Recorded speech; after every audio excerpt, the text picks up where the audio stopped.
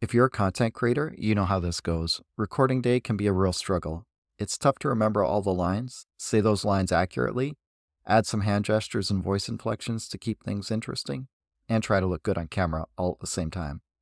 After all, I'm not really an actor. That's why I was so intrigued when I heard about the potential for using a relatively inexpensive teleprompter as a video content creation tool. This made a lot of sense to me because one of the biggest challenges I've had in creating video content has been in remembering my lines and recording them in a way that doesn't involve a bunch of stops and starts. So this seemed like the perfect solution. However, there are a few things you're going to want to know before you try this out yourself. In this episode, I'm going to tell you about the device I got, the software and accessories needed to make it work, the potential benefits of using a teleprompter, and some of the challenges that you might encounter along the way.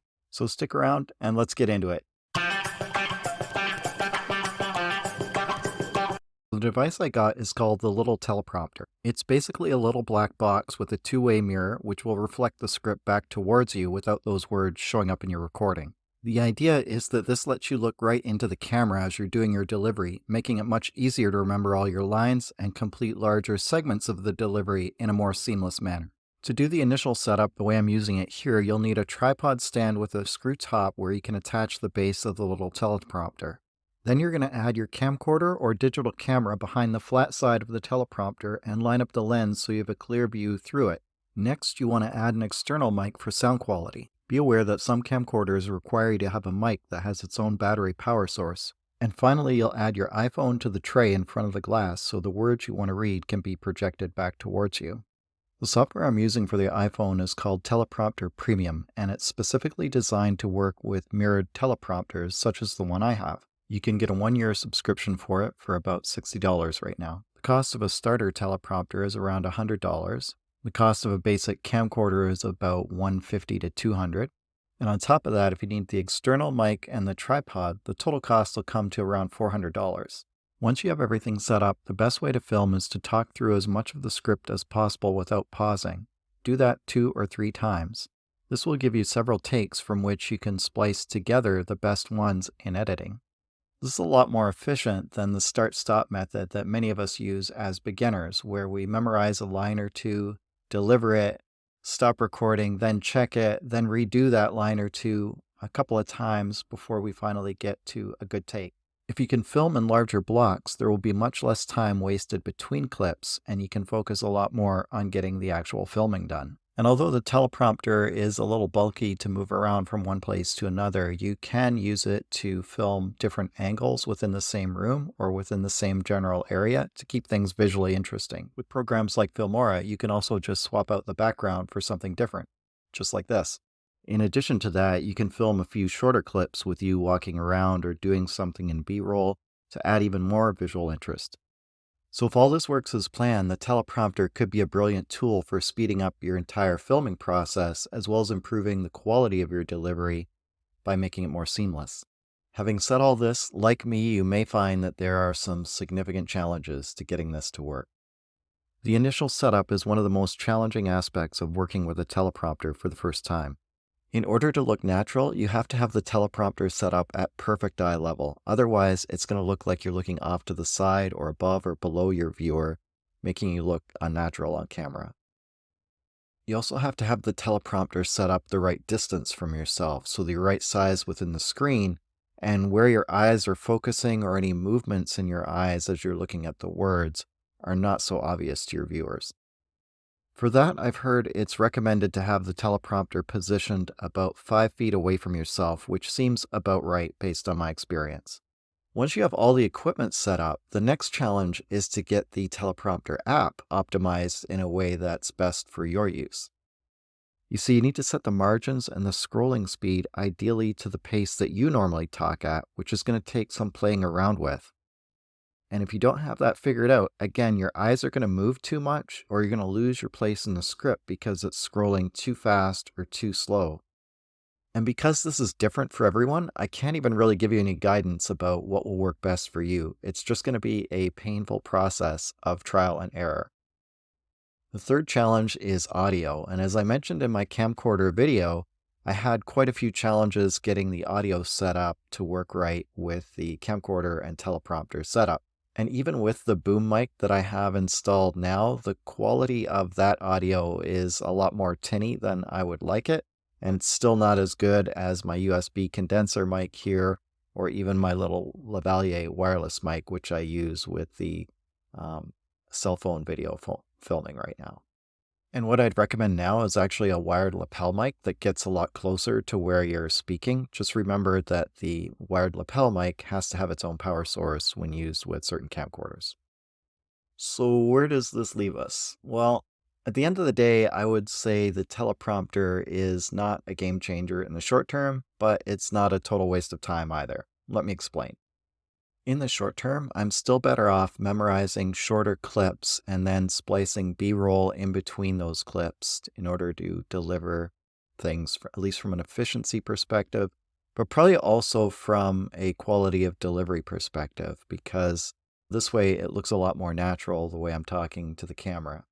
The thing is, even after working with the teleprompter for a decent period of time, has taken me a fair amount of time to get even the shortest usable clips out of that process. And this is a little hard to admit because I was pretty sure this innovation was going to be on the game changer side of the equation. So what are the positives that we can take away from this? Well, I'm not going to say don't experiment or do tons of research to know 100% for sure before you try anything new, because there will be a lot we don't know if we don't try. This is especially true when it comes to something as complex and personal as content creation. There are a lot of answers we just can't find out through secondary research. We have to experiment and experience the process or tools ourselves to know. And this is coming from a research guy. Having said that, it's fair to say that you have to be a bit strategic in where you do these deep dive experiments. If you try to do them in too many places, it's going to hurt your consistency, which is ultimately going to harm your channel's momentum. So you have to pick a key pain point that you want to focus on. And for me, the efficiency of the filming process was definitely a key pain point. This is where I've still gotten a couple of benefits from this process. Number one, by figuring out my best processes for filming, both indoors and outdoors, I can now focus on refining those in the future. So for me right now, that includes using the DJI Action Cam for outdoor footage and then using this studio setup inside for indoor footage.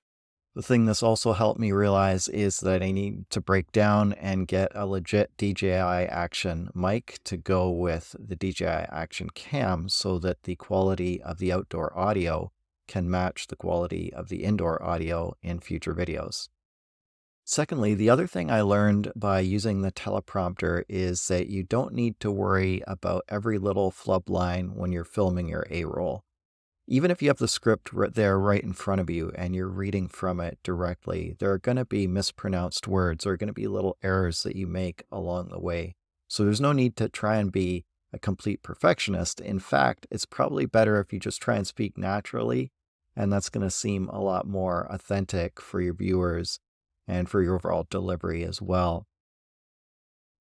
The other thing I figured out is that you don't need to stop and start the camera every single time that you do make a mistake. I'm going to take a cue from Hollywood here and keep the cameras rolling. Just reset yourself, do it over again, and then you can cut out the parts that didn't work instead of all this little stopping and starting, which is actually a lot less efficient than, again, just keeping the cameras rolling and splicing things together later on.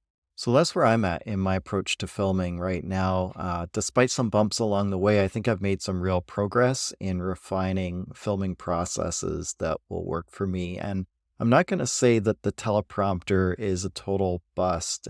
I think it's just important to know that it's not a game changer in the short term. It is, like a lot of other things, going to take practice and time in order to learn how to use that particular tool effectively. So I'll probably continue to work on that in the background. And I think for me, part of the problem with the teleprompter is that I've been so trained to present without a script. You see, as a teacher, when I started out, if I had a script there, I would tend to read from it. And of course, that's not a very engaging teaching style at all. So I had to break myself of that habit, and I worked very hard to do that. And so in a way, being able to speak extemporaneously could be one of my advantages as a video content creator, and I should try and focus a little bit more on that in the future. I just hadn't realized this myself yet, and it's going through this process with the teleprompter that helped me to get there. I hope you found this helpful. My goal in this content and a lot of the other things that I create here and for social media is that I can take what I'm learning and it'll help you to reduce your learning curve.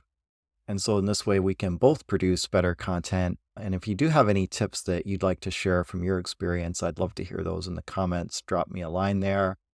If you found this helpful, hit that subscribe button. And until next time, we'll see you in the next episode.